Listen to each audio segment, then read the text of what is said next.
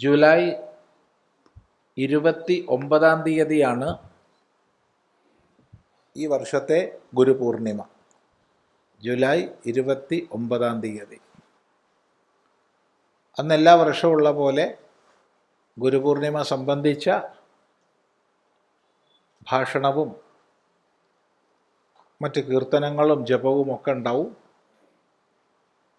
പിറ്റേ ദിവസം മുതൽ, അതായത് ജൂലൈ 30 മുതൽ 30, 31, 1, 2, 3, 4, 5 ഒരാഴ്ചക്കാലം ഉപനിഷത്ത് വിചാര സത്രം.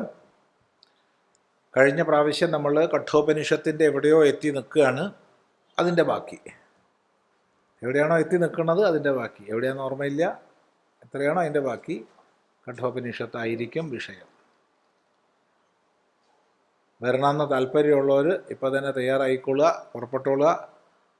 എന്നാൽ ജൂലൈ 29 കൂടെ എത്താം. ഓഗസ്റ്റ് 6 തിരിച്ചു പോവാം. ഇനി 5 രാത്രി പോയാലും ഒന്നുമില്ല. അതിന് മുമ്പ് പോകാൻ തയ്യാറായിട്ട് വരരുത്. അപ്പോൾ ചിലർക്ക് ഒരു ദിവസത്തേക്ക് വന്നോടെയാണ്, ഒരു ദിവസത്തേക്കല്ല, ഒരു മിനിറ്റ് നേരത്തേക്കും വരാം. പക്ഷേ ഉപനിഷത്തിൽ പങ്കെടുക്കണം എന്നുണ്ടെങ്കിൽ പൂർണ്ണമായിട്ട് പങ്കെടുക്കുക. പിന്നെ വേദാന്ത പഠനം വരിക 26 തോന്നണോ, 26. അതിൽ മാറ്റമില്ല, അത് അവസാന ഞായറാഴ്ചയല്ലേ. പിന്നെന്തോ പറയാണ്ട്, എന്തായാലും ഉച്ചയ്ക്ക് ശേഷം ഓർമ്മ വരുമ്പം പറയാം.